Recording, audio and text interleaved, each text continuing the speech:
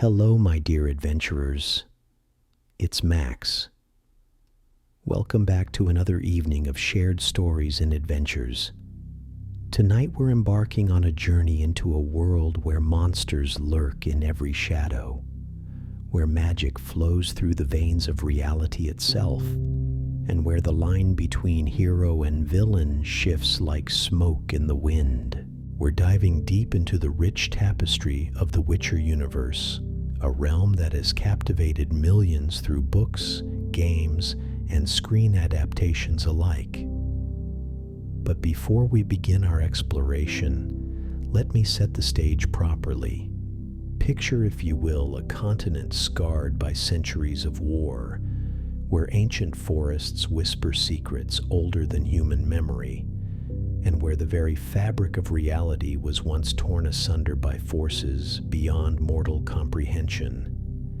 This is a world where destiny is not merely a concept, but a tangible force that binds souls together across time and space. If you enjoy what I do here and want a way to support these deep dives into fantastical worlds, then consider checking out my Patreon linked down below.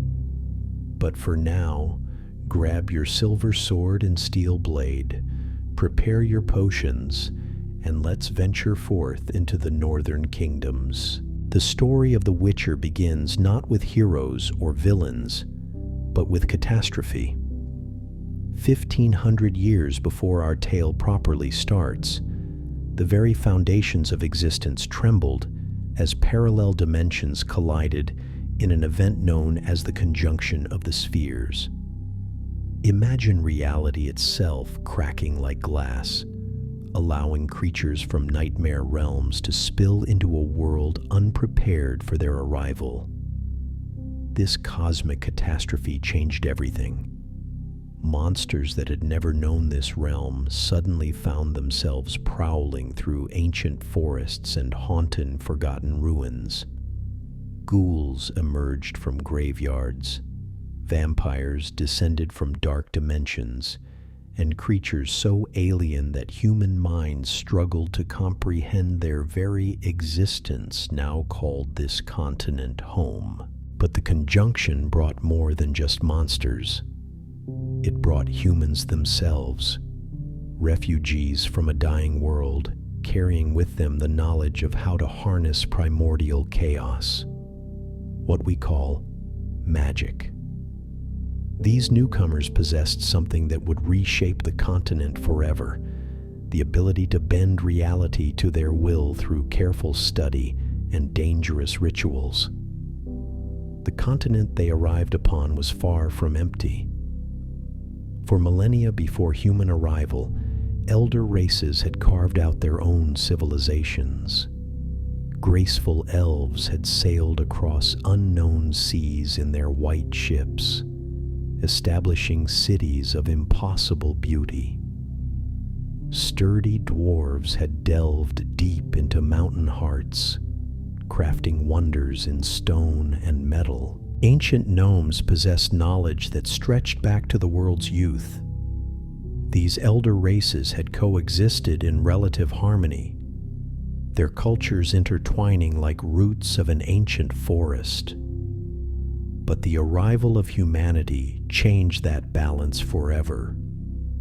Humans possessed an ambition that burned brighter than elven wisdom and a hunger for expansion that dwarven craftsmanship could not satisfy.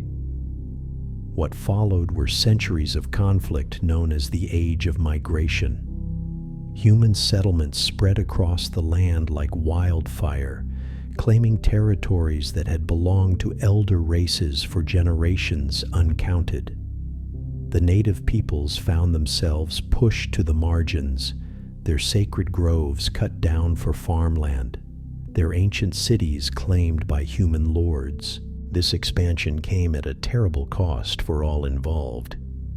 The elder races, despite their magical knowledge and longer lifespans, could not match human numbers or their relentless drive to claim new territories. Gradually, they were marginalized, forced into remote corners of the continent, or confined to designated quarters within human cities. Yet from this chaos and conflict, something extraordinary emerged. As monster populations exploded following the conjunction, threatening human settlements across the continent, powerful mages recognized the need for specialized warriors capable of dealing with supernatural threats that ordinary soldiers could never hope to face. These mages embarked upon dark experiments that would haunt the world for centuries to come. In the fortress of Kaer Morhen, they subjected young boys to horrific trials, mutating their very essence through alchemical potions and dangerous mutagens. Most died screaming. Those who survived emerged changed forever, their eyes like those of vipers, their reflexes enhanced beyond human limits, their lifespans extended far beyond mortal years. Thus were born the Witchers, professional monster hunters trained from childhood to face the supernatural threats that plagued the continent. They learned to brew potions that would poison ordinary men, mastered combat techniques designed specifically for inhuman foes, and studied the weaknesses of creatures that existed beyond natural law. But the Witchers were never accepted as heroes. To common folk, they appeared as freaks and outcasts, barely more human than the monsters they hunted. Their yellow eyes and pale skin marked them as unnatural, and their association with magic and death made them objects of fear and suspicion. They were tolerated only when needed, then shunned once the immediate threat passed. The magic that flows through this world operates according to principles far different from the neat spell systems of other fantasy realms. Here, magic is chaos itself, primordial force that existed before order was imposed upon the universe. Those who would wield it must learn to channel raw possibility through careful ritual and intense concentration. Mages undergo years of training to master even basic spells, learning to shape chaos into useful forms while avoiding the madness that claims those who delve too deeply into forbidden knowledge. The most powerful among them can extend their lives for centuries, alter their appearances at will, and command forces that can level entire cities. The Brotherhood of Sorcerers once regulated magical practice across the continent, establishing rules and punishments for those who strayed into dark arts like necromancy or demonology. Mages who violated these codes faced imprisonment with dimeritium shackles that prevented spell casting, sometimes for decades or even centuries. But political intrigue corrupted even these guardians of magical knowledge. A coup led by ambitious sorceresses dissolved the Brotherhood entirely, replacing it with the Lodge of Sorceresses, an organization composed exclusively of women who believed men incapable of properly managing magical affairs. This new lodge operated in shadows, manipulating political events across the continent according to their own mysterious agenda. They believed that magic itself was threatened by the chaos of constant warfare, and only through their guidance could civilization survive the challenges ahead. The political landscape of the continent reflects this complex history of conquest, migration, and magical influence. In the north, fractured kingdoms constantly scheme against one another, forming temporary alliances that dissolve as quickly as morning mist. Temeria, Redania, Cadwin, and Aedern represent the major powers, each ruled by monarchs who must balance noble ambitions against magical influence and external threats. To the south lies an empire that has grown to dominate nearly half the known world. Nilfgaard represents order imposed through military might, a realm where efficiency and discipline have created the most powerful nation the continent has ever known. Under Emperor Emhyr var Emreis, Nilfgaardian legions have launched repeated invasions northward, seeking to bring the entire continent under imperial rule. These southern campaigns represent more than simple conquest.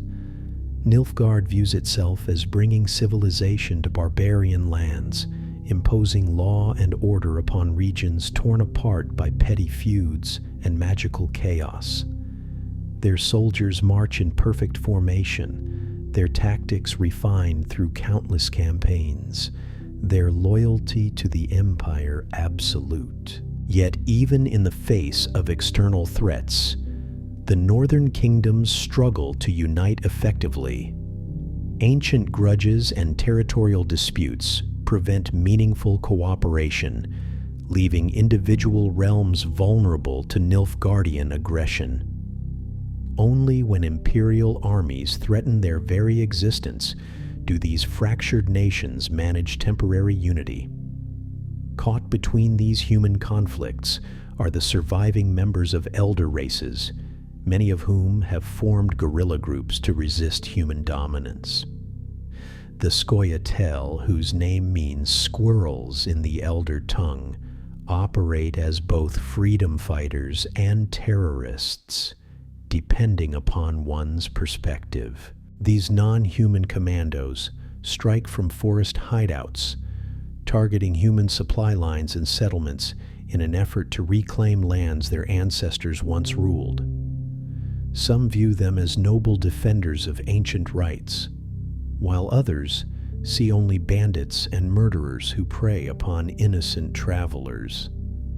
The Scoia'tael represent one of the most complex moral challenges in this world.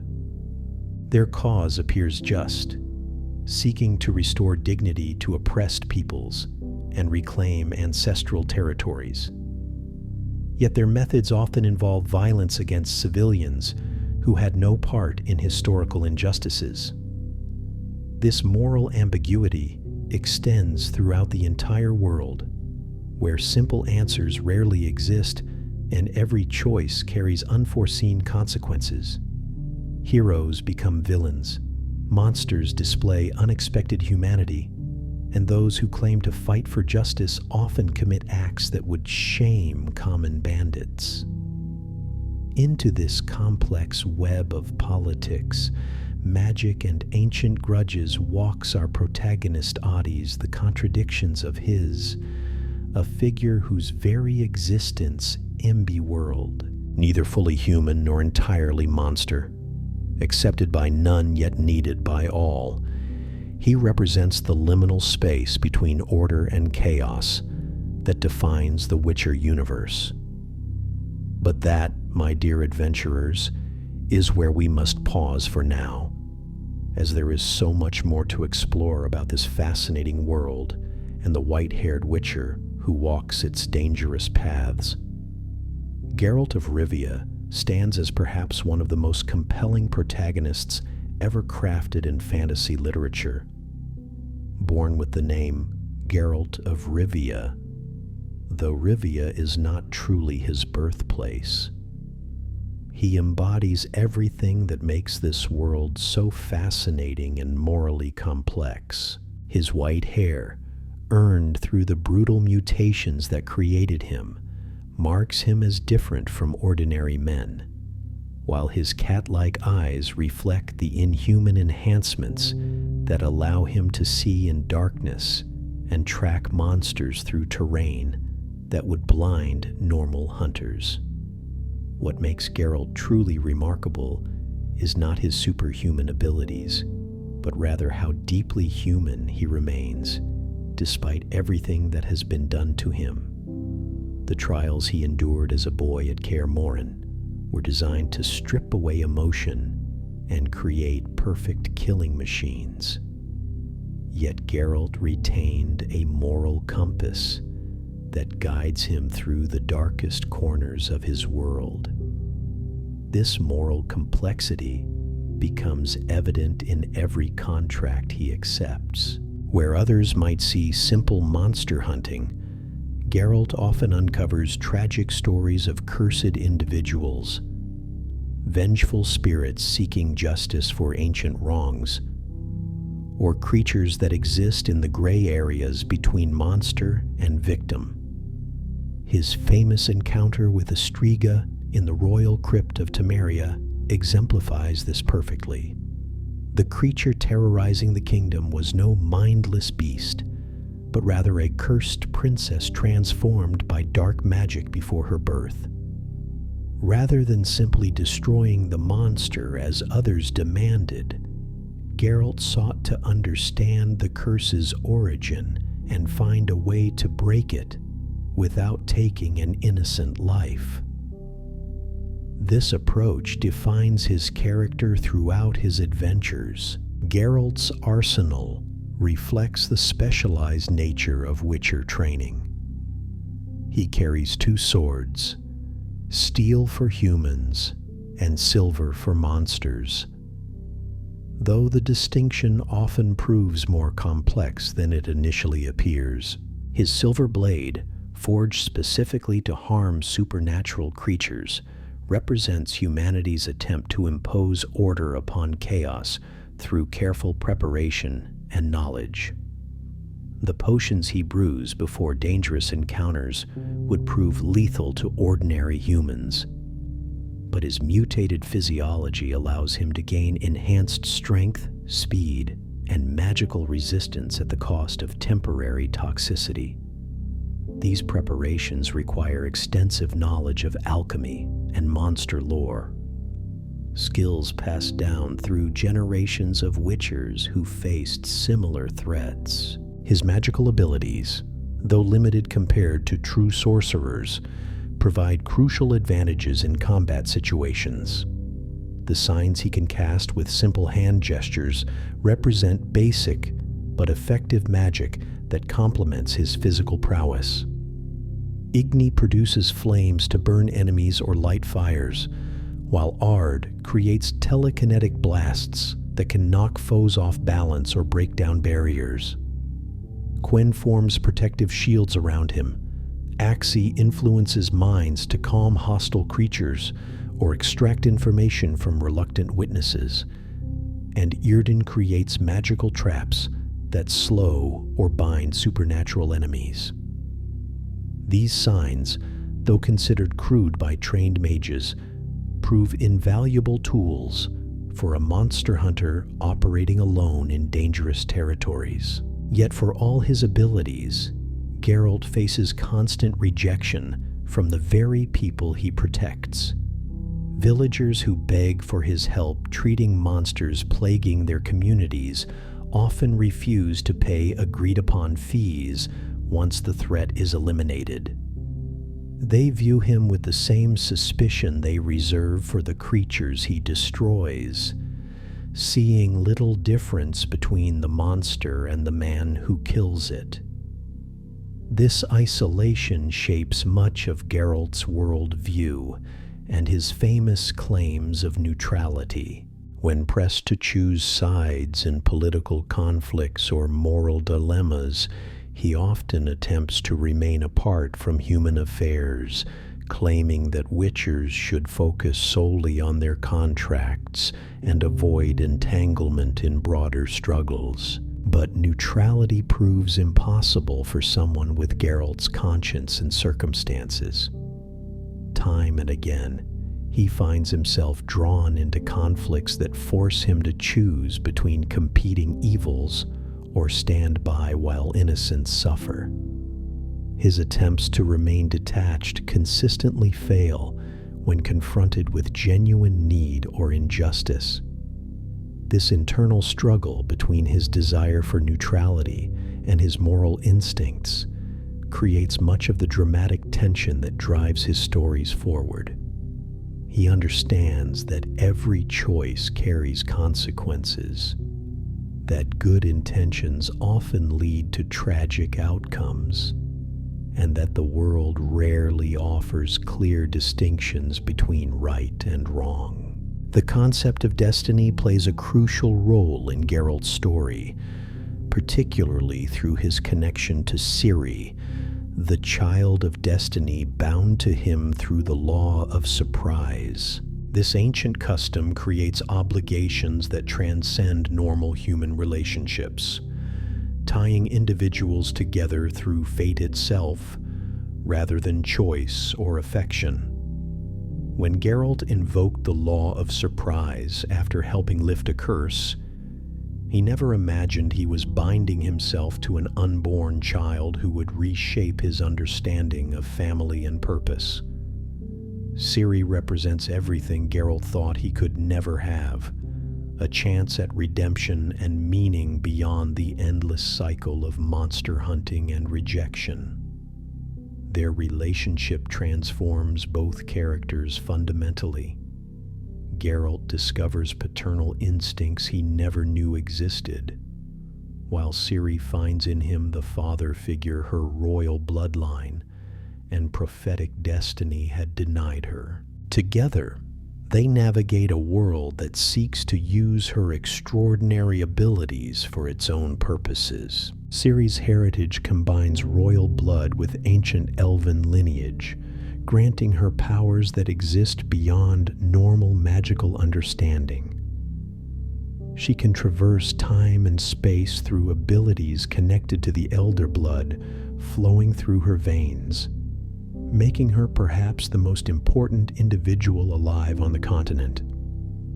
Various factions recognize her potential and seek to control or eliminate her. Nilfgaard views her as a key to their prophetic destiny, while the Lodge of Sorceresses sees her as either a powerful ally or a dangerous threat to their plans. Even the Wild Hunt, supernatural riders from another dimension, pursues her across worlds to claim her abilities for their own purposes. This constant danger forces Geralt to abandon his wandering lifestyle and take active steps to protect someone he has come to love as his own daughter.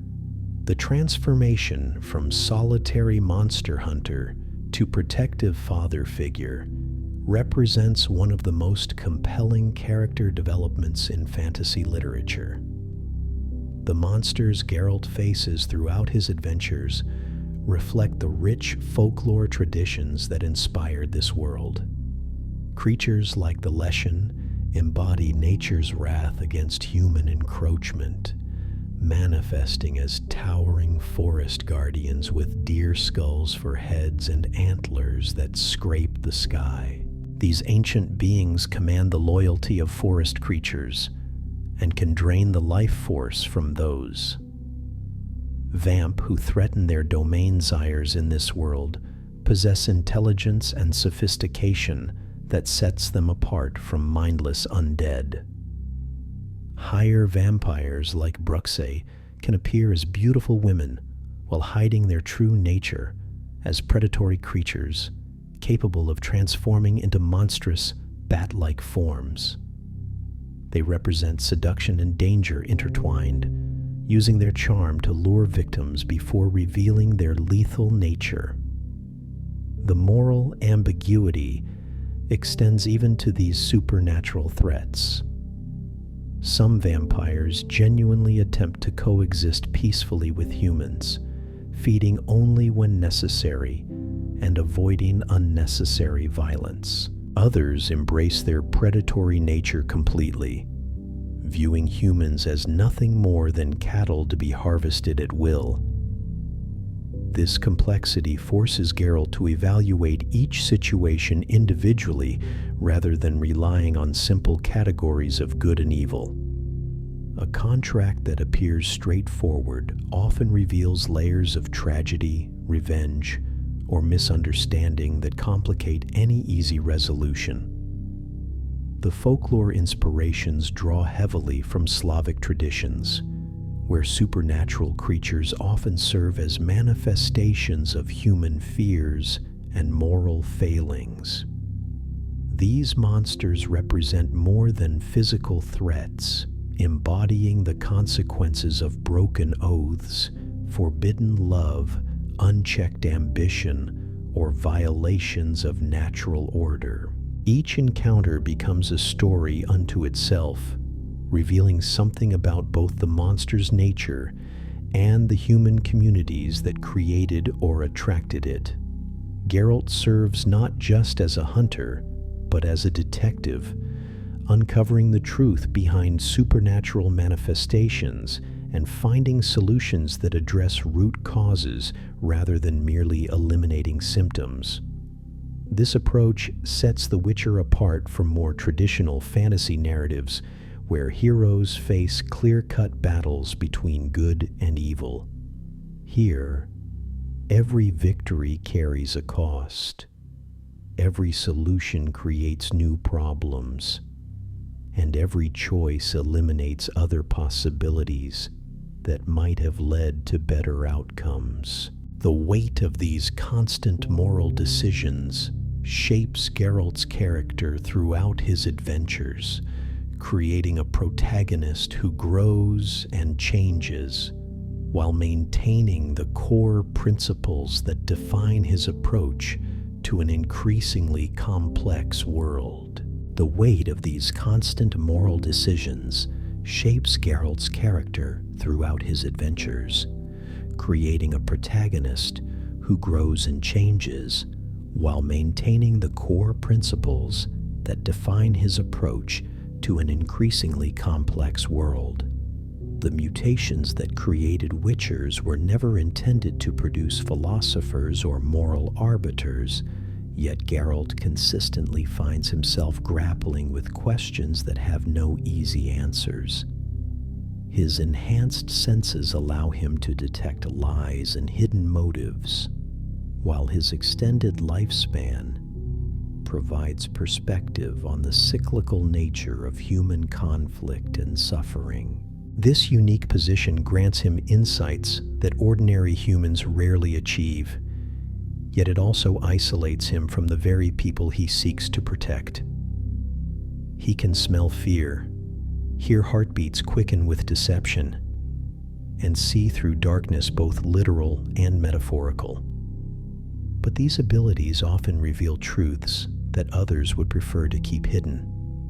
The training at Kaer Morhen emphasized emotional detachment as a survival mechanism, teaching young Witchers to view their work as a series of technical problems requiring specific solutions. Kill the monster, collect the payment, move on to the next contract. Yet Geralt's humanity consistently breaks through this conditioning, forcing him to confront the emotional reality of his choices. His relationships with other characters illuminate different aspects of his personality and moral development. Dandelion, the colorful bard whose friendship spans decades, represents the artistic and romantic ideals that Geralt's profession normally denies him.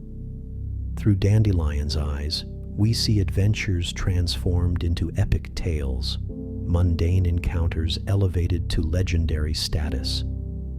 Yet this friendship also highlights the gap between reality and perception that defines much of Geralt's existence. Dandelion's songs celebrate heroic deeds and noble sacrifices, while Geralt experiences the messy, complicated truth behind such legends. The bard's romantic view of adventure contrasts sharply with the Witcher's pragmatic understanding of violence and consequence. Yennefer of Vengerberg presents an entirely different kind of relationship, one built on mutual understanding of what it means to be transformed by magic and forever changed from one's original nature. Like Geralt, she bears physical marks of her transformation, having traded a hunchbacked appearance for stunning beauty through magical ritual and sacrifice. Their connection transcends simple romance, representing a bond between two individuals who understand the cost of power and the isolation that comes with being forever separate from ordinary humanity. Both have been shaped by forces beyond their control, yet both retain agency in how they respond to their circumstances. The complexity of their relationship reflects the broader themes of choice and destiny that permeate the entire narrative. Are they drawn together by genuine affection, or merely by the recognition of shared experience?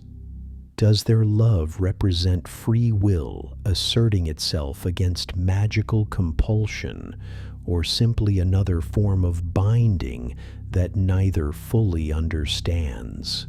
These questions become even more complicated when considering Ciri's role in their lives. The young woman serves as both a bridge between them and a potential source of conflict, as different visions of her future and safety sometimes place Geralt and Yennefer at odds, despite their deeper connection.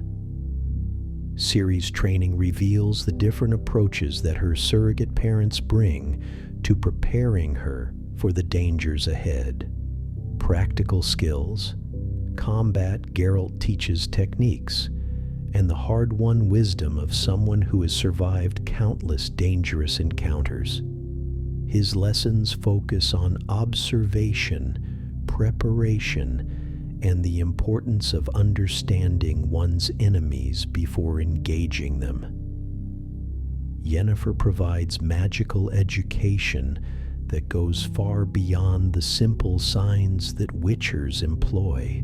Under her tutelage, Ciri begins to understand the true nature of chaos magic, learning to channel forces that could reshape reality itself if properly controlled.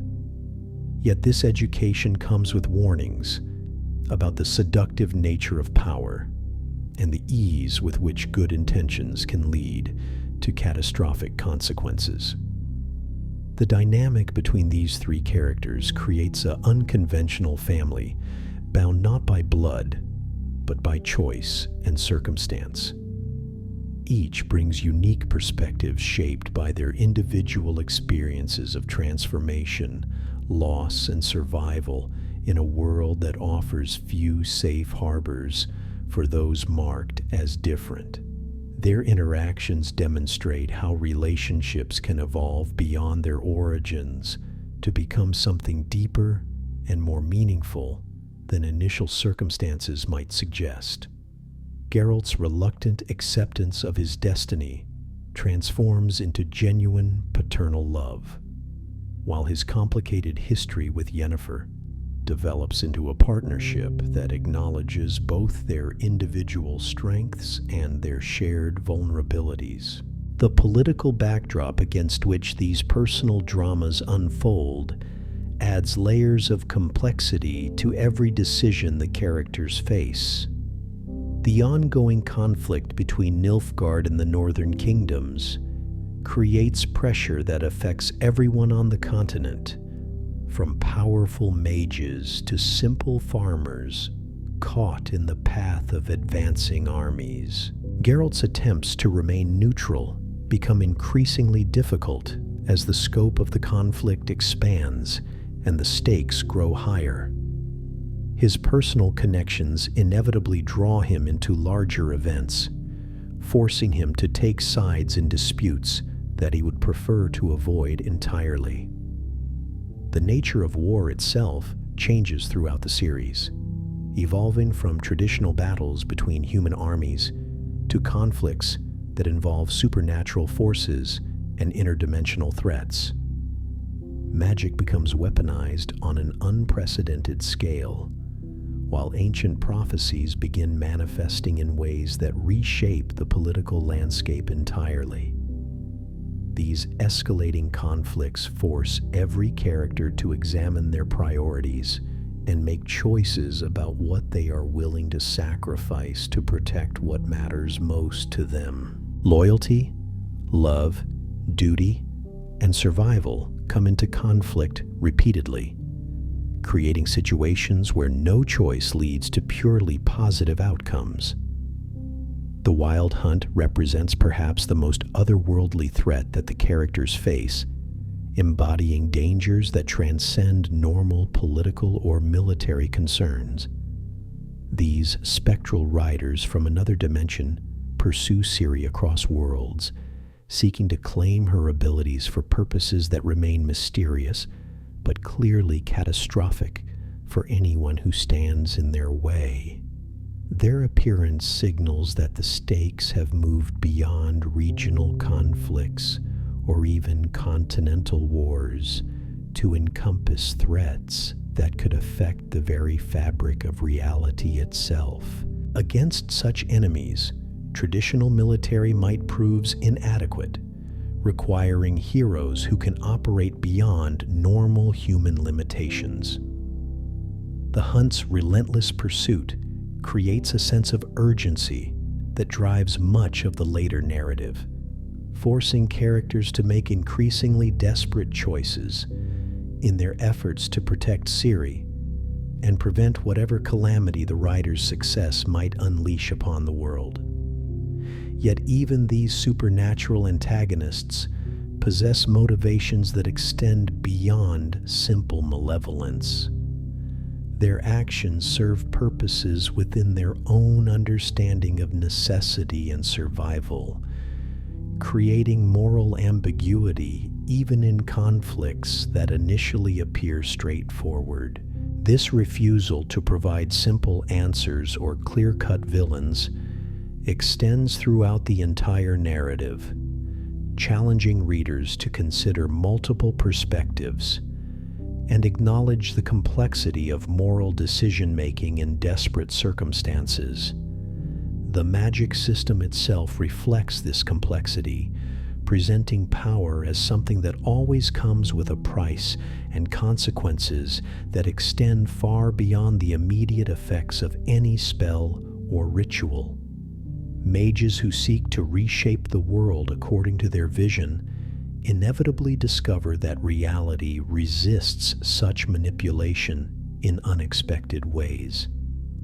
The Lodge of Sorceresses exemplifies this principle, as their efforts to guide political events from behind the scenes create as they solve existing ones. Their conviction new problems, even that they alone possess the wisdom necessary to prevent magical catastrophe, blinds them to the possibility that their interventions might themselves become the source of the disasters they seek to prevent. This theme of unintended consequences permeates every aspect of the narrative, from individual character choices to broad historical movements that reshape entire civilizations. Good intentions prove insufficient to guarantee positive outcomes, while actions taken in desperation or anger sometimes produce unexpectedly beneficial results. The Elder Race's experience provides a historical perspective on these themes, showing how the arrival of humans and the subsequent age of migration created cycles of violence and displacement that continue to affect the continent centuries later. Their current status as marginalized minorities represents the long-term consequences of conflicts that few living humans remember or understand. The Scoia'tael's guerrilla campaign against human settlements reflects this historical injustice, while simultaneously creating new grievances that will likely perpetuate the cycle of violence for generations to come. Their legitimate grievances become tangled with acts of terrorism that make peaceful resolution increasingly difficult to achieve.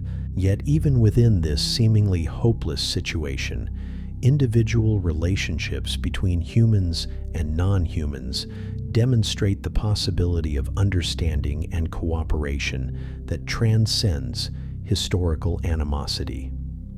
These personal connections suggest that reconciliation might be possible even if institutional change remains elusive.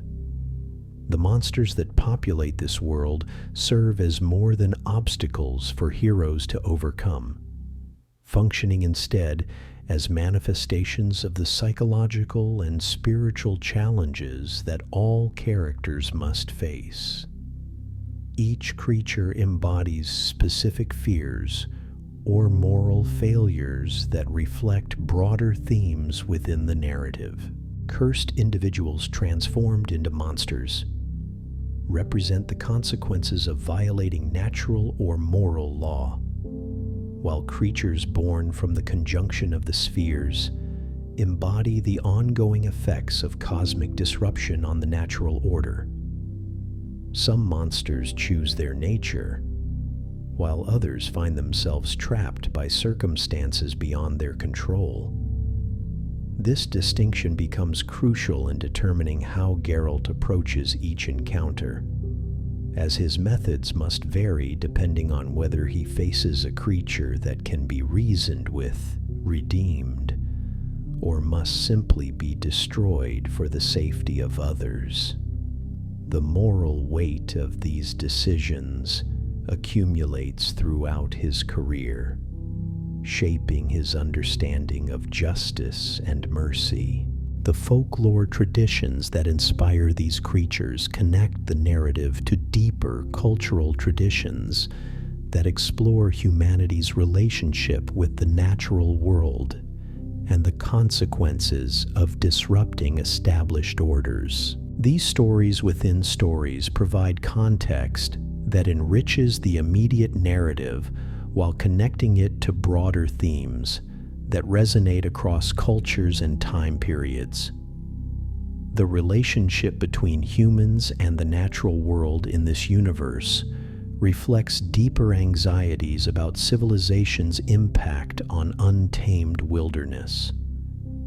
Ancient forests that once stretched unbroken across the continent have been carved into fragments, their sacred groves replaced by farmland and settlements that bear no memory of what came before. These changes awaken guardians that had slumbered peacefully for centuries, creatures so intertwined with their domains that the destruction of their habitat becomes a personal assault requiring violent response.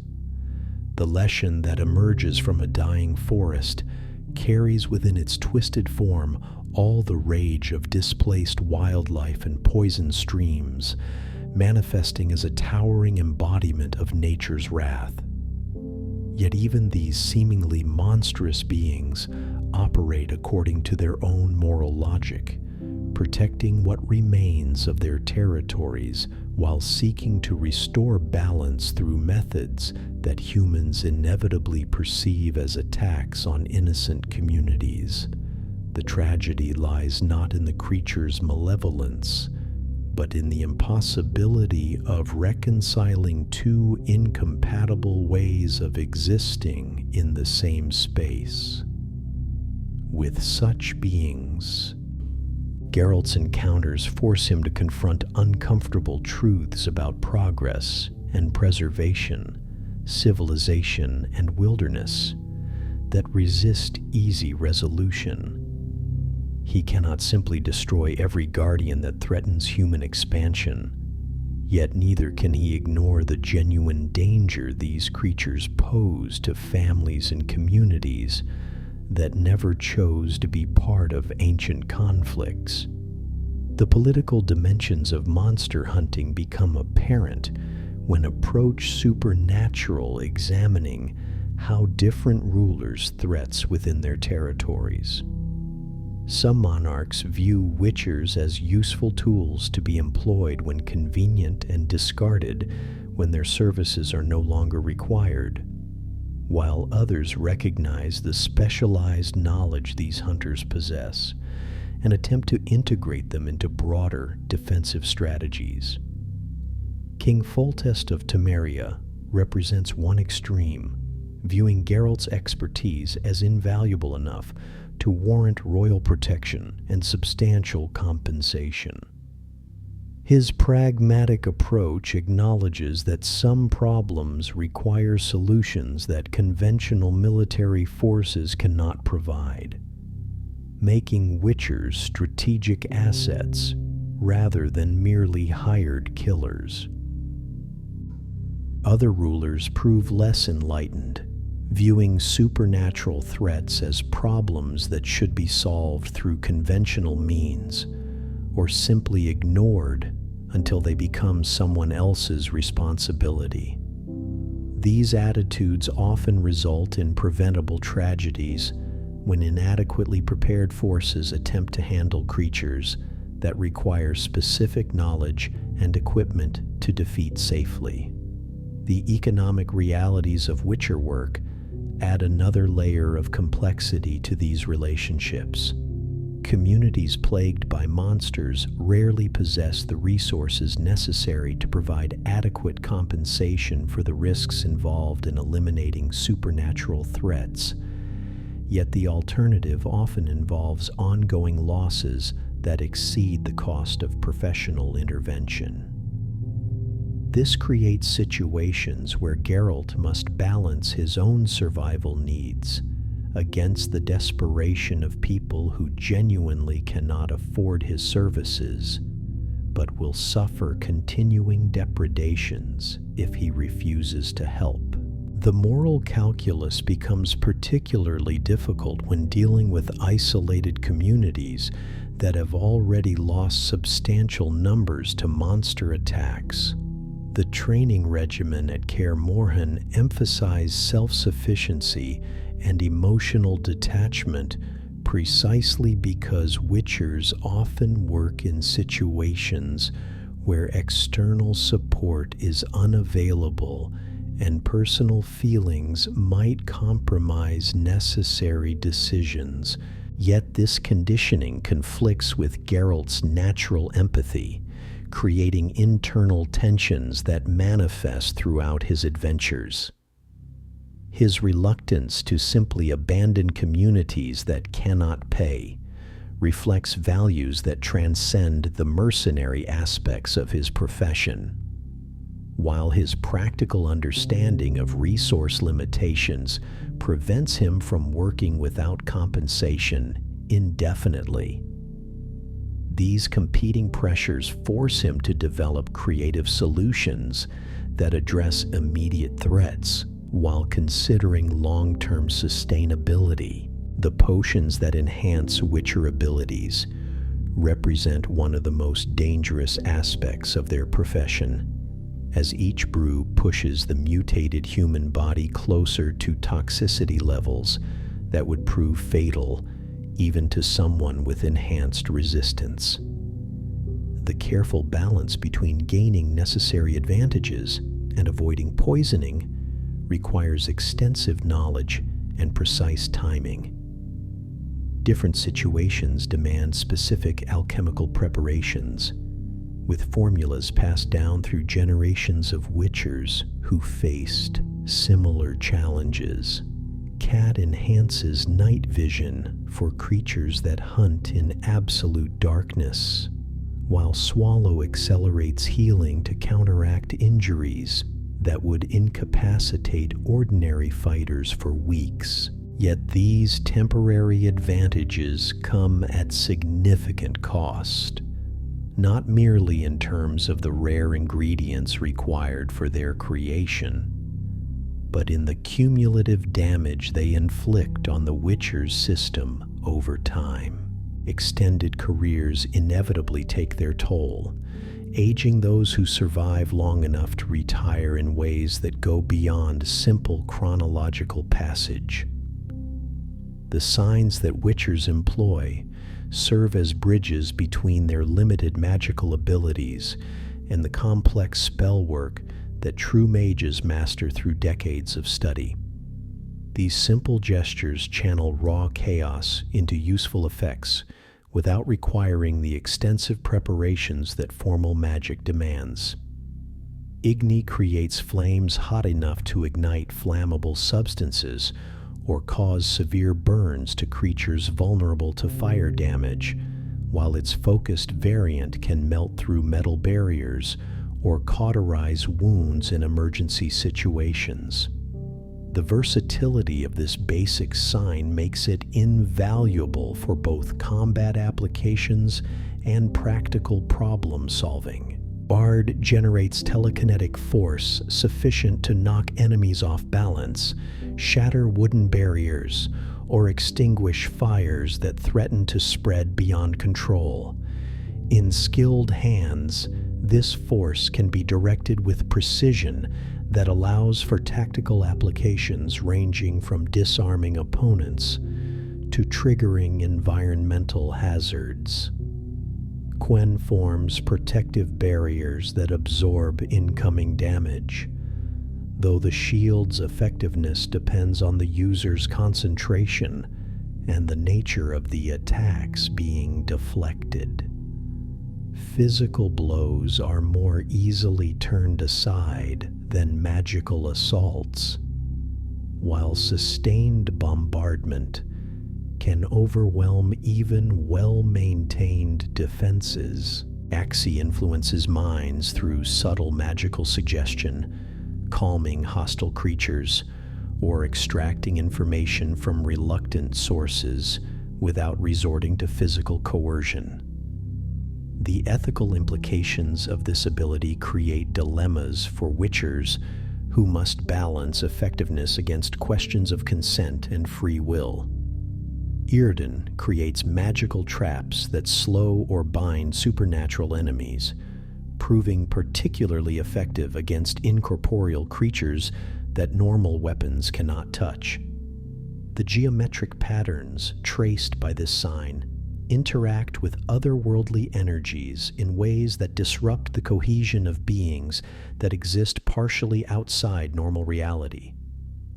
These abilities, while impressive compared to ordinary human capabilities, pale beside the power that trained sorceresses wield with casual ease. A single mage can accomplish effects that would require multiple witchers working in coordination, highlighting the specialized rather than superior nature of witcher training. The relationship between witchers and mages reflects broader tensions between different approaches to handling supernatural threats and magical phenomena. Mages possess theoretical knowledge that allows them to understand the underlying principles governing magical creatures and cursed objects, while witchers bring practical experience gained through direct confrontation with these same entities. This complementary expertise occasionally leads to productive collaboration, as when Geralt works alongside Yennefer to investigate complex curses that require both magical analysis and combat readiness. Yet more often, the two groups maintain professional distance due to conflicting priorities and methods. The Lodge of Sorceresses views witchers as crude instruments useful for handling problems that require direct violence, but lacking the sophistication necessary for nuanced magical work. This dismissive attitude ignores the specialized knowledge that witchers accumulate through their unique position as intermediaries between human civilization and the supernatural world. Conversely, many witchers regard mages with suspicion, born from understanding how easily magical power can corrupt those who wield it without proper restraint or moral grounding. The temptation to solve problems through magical intervention often blinds mages to consequences that more experienced monster hunters recognize immediately. These philosophical differences become particularly apparent when dealing with cursed individuals who might be saved through careful intervention rather than simply destroyed as threats to public safety. Mages often approach such situations as intellectual puzzles to be solved through research and experimentation, while witchers focus on practical outcomes that prioritize immediate safety over theoretical possibilities. The tragic figure of Princess Ada illustrates these contrasting approaches perfectly. The royal Striga terrorizing Temeria represented both a genuine threat requiring immediate action and a cursed victim deserving of rescue if possible. The solution ultimately required combining magical knowledge with combat expertise in ways that neither discipline could achieve independently. Geralt's success in breaking the curse without destroying the princess demonstrates the value of approaching complex problems with both practical experience and willingness to risk personal safety for morally necessary outcomes. Yet this victory came at significant cost, requiring him to spend an entire night in close quarters with a creature capable of tearing him apart at any moment.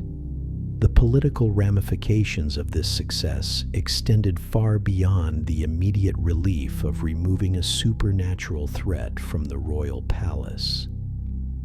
By saving the princess rather than simply eliminating the monster, Geralt gained the lasting gratitude of King Foltest, while demonstrating that witchers possessed capabilities beyond mere destruction. This reputation for finding creative solutions to seemingly impossible problems would follow Geralt throughout his career, leading to increasingly complex contracts that required diplomatic skills alongside combat prowess.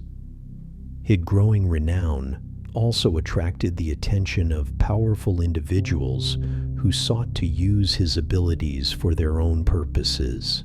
The burden of fame proves particularly heavy for someone trained to work in shadows and avoid unnecessary attention from authorities who might view witchers as threats to established order.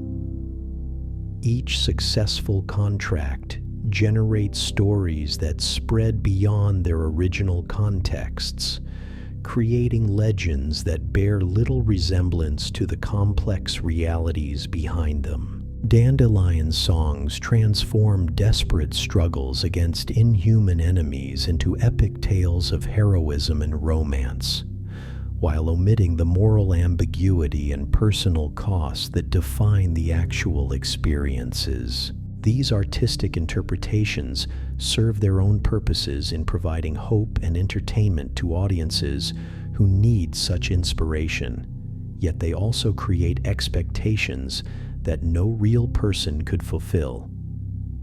The weight of living up to legendary status becomes another form of isolation for Geralt, as people approach him with assumptions about his motivations and capabilities that ignore his humanity. He becomes a symbol rather than a person, expected to embody ideals that exist more in imagination than reality. Yet within this isolation, the relationships he forms with individuals who see beyond the legend become all the more precious for their rarity and authenticity. These connections provide anchors that keep him grounded in human values despite the dehumanizing effects of his profession and reputation. The bonds forged through shared danger and mutual respect transcend the artificial barriers that separate different races, professions, and social classes within this stratified society. When facing genuine existential threats, such distinctions often prove irrelevant compared to questions of character and competence. The search for meaning within chaos drives much of what makes this world so compelling to explore. Each character discovers that their attempts to impose order upon their circumstances often lead to greater complexity, rather than simple resolution. Geralt's journey exemplifies this struggle, as his growing connections to others inevitably draw him deeper into conflicts he once believed he could avoid through careful neutrality. The concept of destiny operates as more than mere philosophical abstraction in this realm. It manifests as a tangible force that shapes events in ways that defy rational explanation or human control. Characters find themselves bound by obligations that transcend personal choice, yet they retain agency in how they respond to these cosmic constraints. Ciri's emergence as the child of destiny represents the convergence of multiple prophetic traditions that have guided different cultures for centuries. Elven seers spoke of one who would open doorways between worlds, while human oracles predicted a savior who would either preserve civilization or destroy it entirely. These competing visions create uncertainty about whether her abilities represent salvation or catastrophe. The Wild Hunt's pursuit of her suggests that her importance extends beyond this single world into realms where different laws of nature apply. Their interdimensional nature makes them adversaries that cannot be defeated through conventional means, requiring heroes capable of operating beyond normal human limitations. The training Ciri receives from both Geralt and Yennefer prepares her for challenges that neither of her mentors fully understands. Combat skills provide immediate survival tools, while magical education opens pathways to power that could reshape reality itself if properly controlled. Yet both forms of preparation carry risks that become apparent only through direct experience.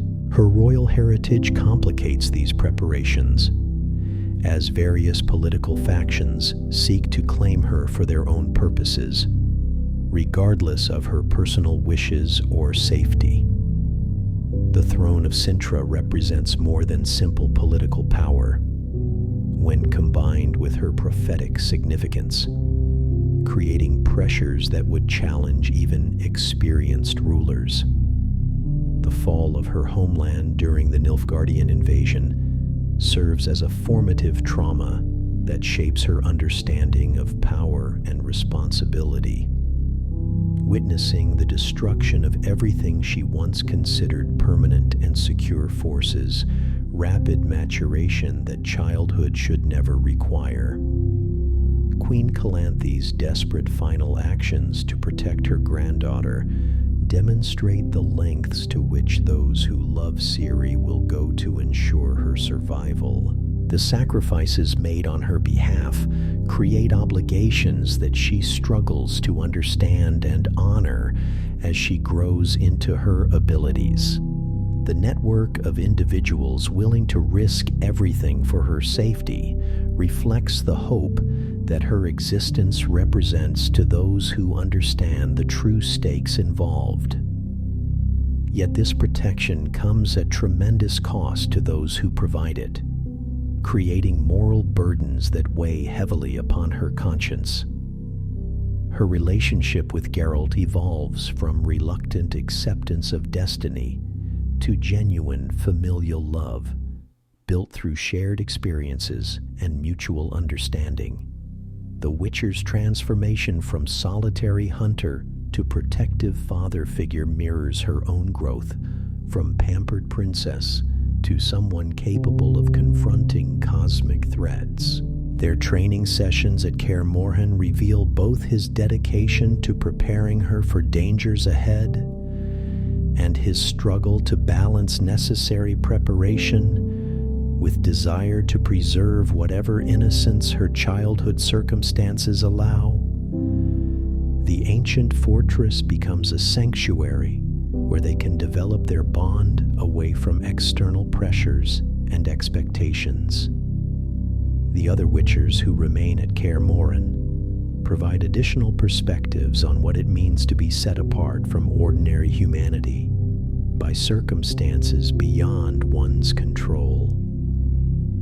Their acceptance of Ciri into their brotherhood represents a form of family that transcends blood relations or traditional social structures. Vesemir's role as mentor to multiple generations of witchers gives him unique insight into the challenges facing both Geralt and Ciri.